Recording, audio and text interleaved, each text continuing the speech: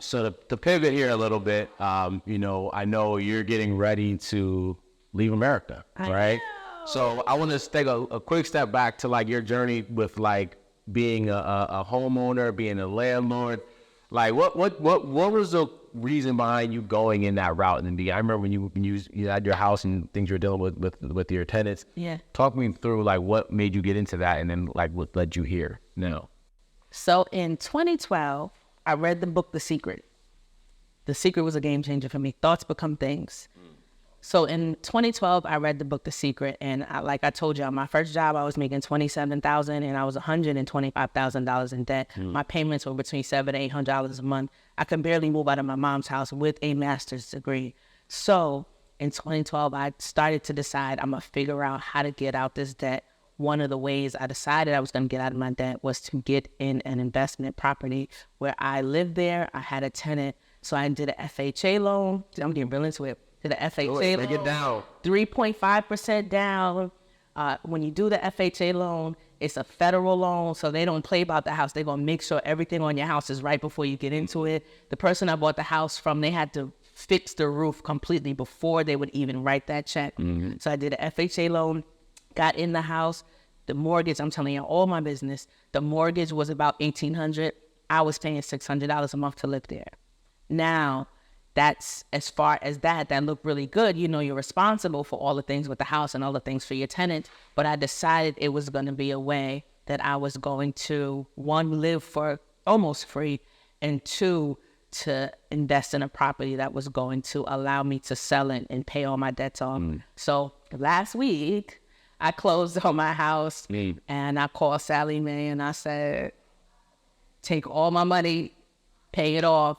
So I released the house. I paid off all my debt. I'm now a debt-free Black woman at 38 years old. Congratulations. And I thank you. And then I made the choice to, I'm going to move to Mexico. I'm going to move to Playa del Carmen, Mexico. And the reason for that is everybody talks about retiring on the beach. Yeah. I'm not going to wait another 40 years to do something I always wanted to do. I figured out how to make it a reality right now. So this plan, it was an 11-year plan. I've been working on this all this time, the business and all of that, even with the business coming out of therapy, because as a licensed clinical social worker, I can only do therapy in the state that I'm licensed in while I'm physically in that state. So I couldn't take therapy with me. So I had to figure out a way, how do I continue to do this? So I shifted from therapy to coaching. So there was a lot of strategic moves that I made to now where my whole business is virtual. I do coaching, I do speaking. If anybody wants me to come speak at their event, they got to fly me out. Fly her out. And pay for my lodging and my accommodation. All the links will be in the video. So YouTube. I set it up in a way to where I get to live my dream life at 38 instead of waiting until I'm 65, 70, because that is the American nightmare. Everybody I talk to is like, to retirement.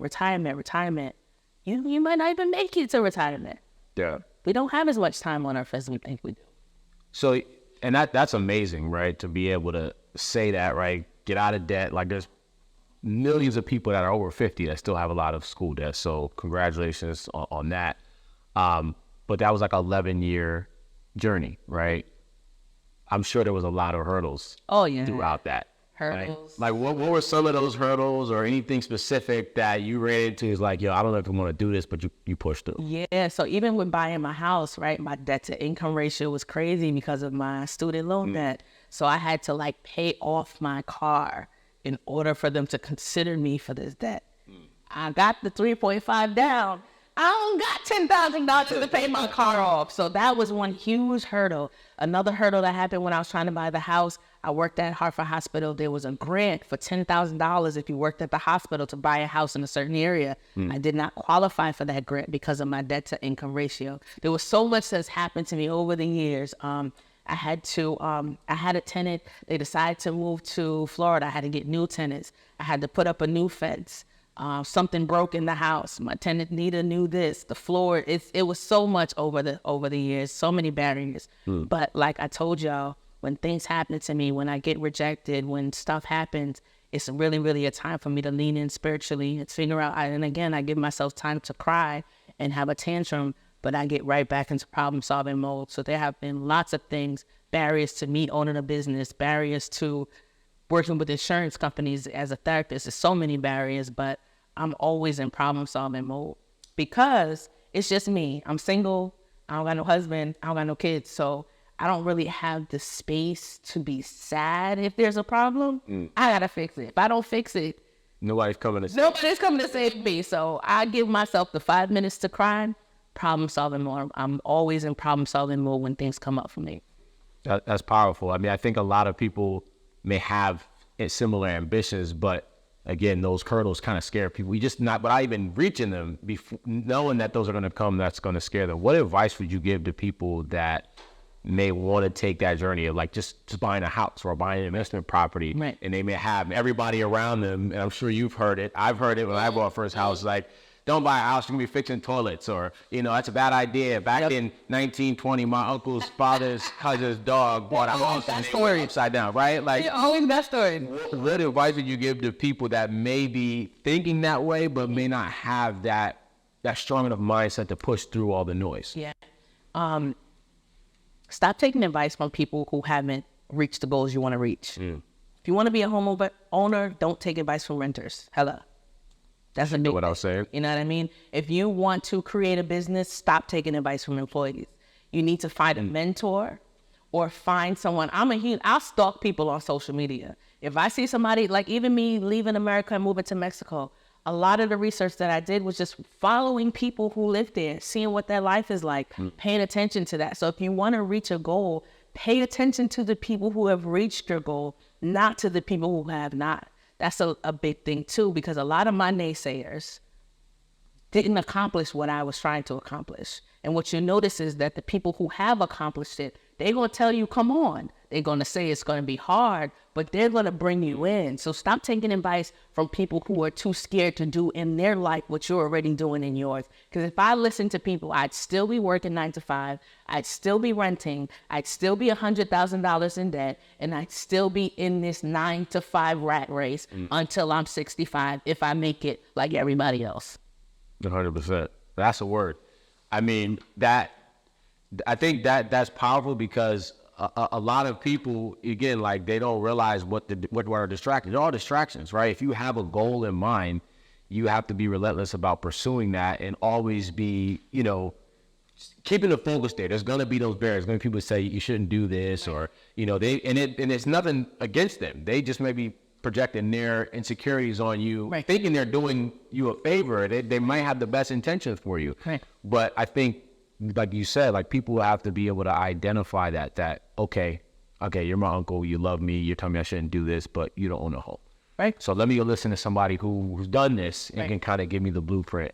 Absolutely. And go through. I was talking to my dad yesterday and he was just like, you actually did it. Like this plan worked. Yeah. He was just saying, I remember when you said you was going to buy a house. And I was like, okay, I'm going to buy a house, everybody. Almost like it was a joke. Yeah. I had no money. My credit was looking like it was just but once I make a decision that something's going to happen, laser focus, and get a phrase that you're going to say to people who give you unwarranted feedback.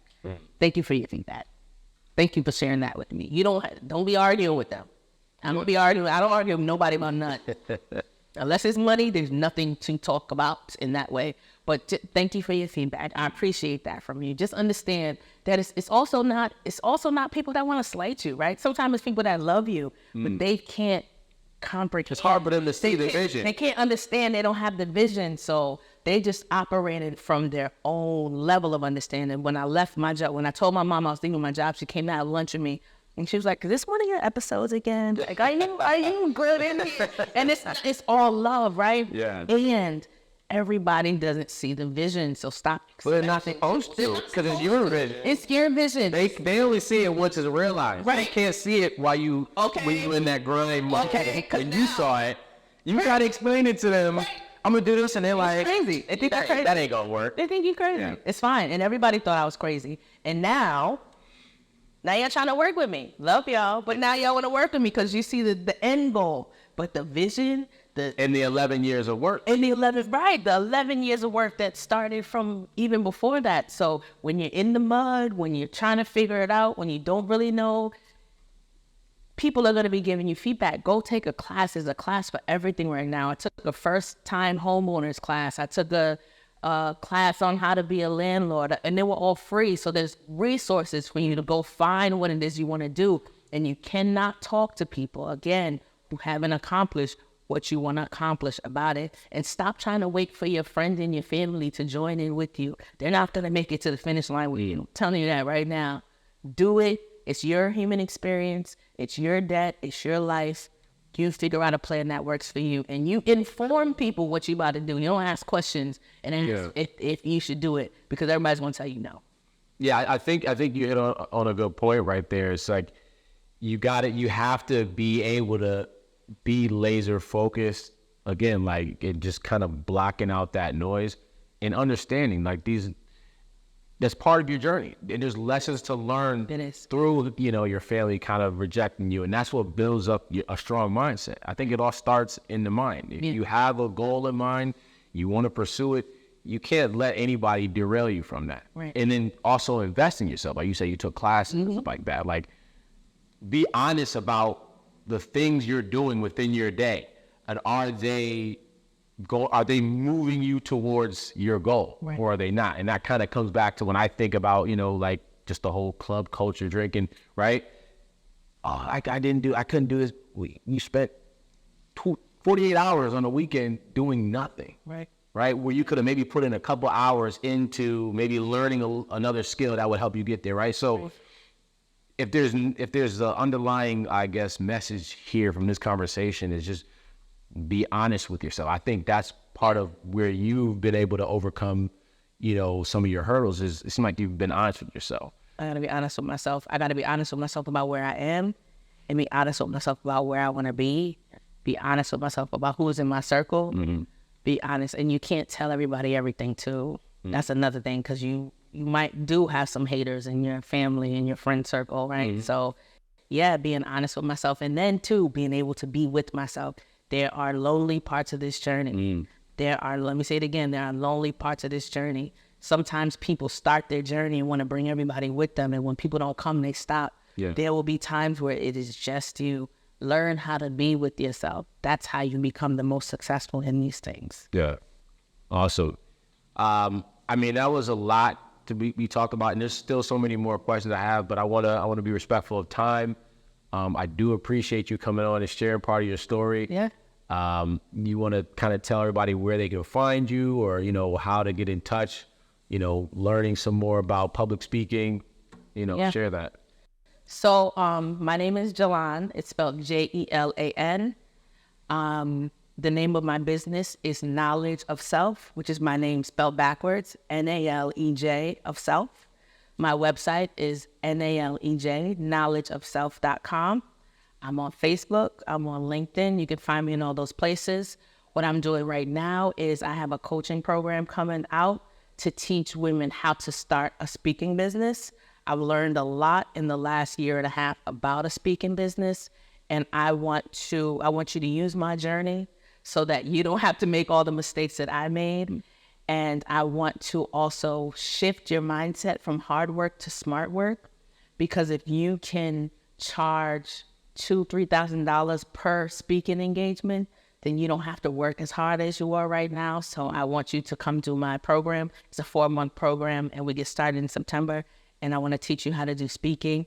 And I also want to, if anybody needs motivational speaking, a keynote, a workshop around what we talked about today, you can reach out to me in that regard as well. You heard it here. It's a TEDx speaker. Jelan did that, so hopefully you won't have to go through that. Absolutely. There you go. Thanks for tuning in to another episode of The Habitual Thinker.